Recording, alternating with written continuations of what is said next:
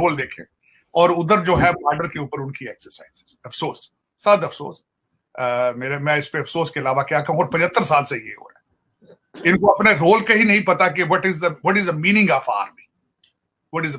और तीन चीजें आरजू हर आर्मी वाले के कंधे पर लिखी हैं, ईमान, इत्तेहाद, तंजीम। आप सेटिस्फाई हैं? मेरा ये क्वेश्चन होगा हर आर्मी वाले से भी, बल्कि ये क्वेश्चन, क्या आप इन तीनों अल्फाज से सेटिस्फाइड हैं? ईमान और इत्तेहाद और तंजीम से सेटिस्फाइड? नए आर्मी चीफ आए हैं, उनसे उम्मीदें वाबस्ता हैं, अच्छे स्टेप्स ले रहे हैं, मेरा ख्याल अल्लाह करे आगे भी लेते रहें, और फौज को फौज बनाएं। जिस तरह मैं हमेशा ये दुआ करता हूं, या मेरे मालिक पाकिस्तान को पाकिस्तानी लीडर दे यार।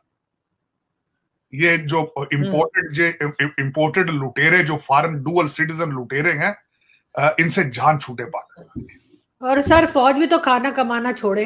नहीं, वो इतनी फौज, आप मेरी अर्ज की कि फौज, या मेरे मालिक फौज को फौज बना,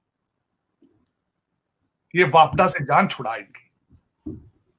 इनको क्या कि पीआईए ना उड़ाए, ये फाइटर जहाज उड़ाए, और उड़ पीआईए भी नहीं रहा इनसे।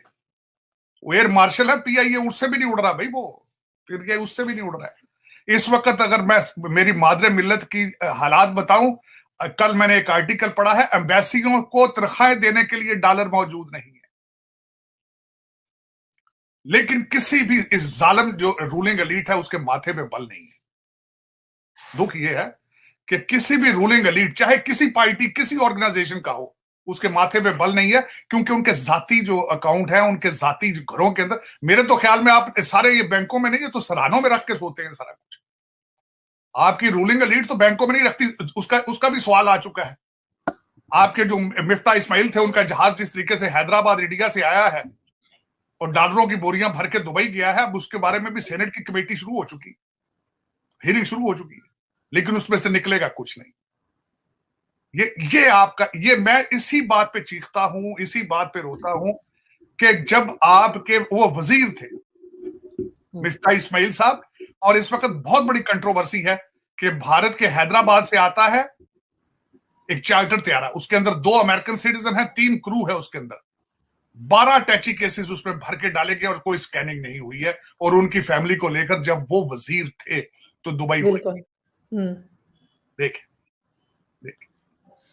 ये लैंड ऑफ द प्योर्स है, ये इसका नाम इस्लामी जमहूरिया पाकिस्तान।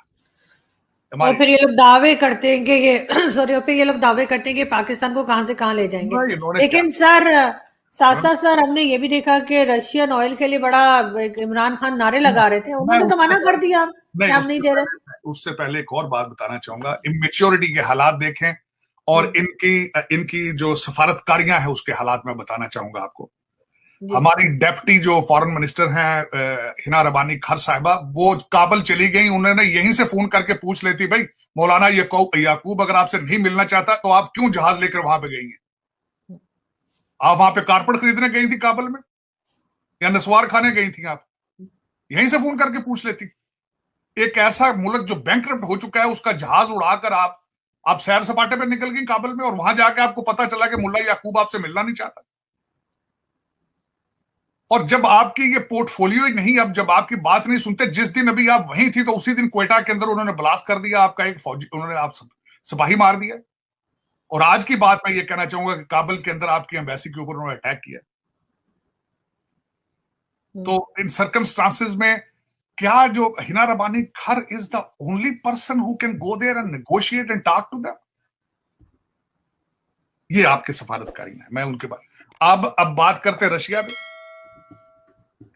रशिया में मलक तसद्दक साहब गए, अपना लेकर स्टाफ वहां पे गए, और यहीं से फोन पूछ लेते हैं यार फोन पे कि आपके पास गुंजाइश है तो हम आए, मॉस्को हम आए, 50 लोगों का डेलीगेशन साथ लेकर आए, तो क्या अपने रशियन एम्बेसडर से पूछ लेते भाई, वहां जाके मॉस्को में पता करने की क्या जरूरत थी कि हमारे पास तुम्हें देने के लिए तेल मौजूद नहीं है, आप हमें डेफर्ड पेमेंट पे पैसे तेल दोगे या नहीं दोगे, खैरात डालोगे या नहीं डालोगे? ये एम्बेसडर बता देता मॉस्को का आपका।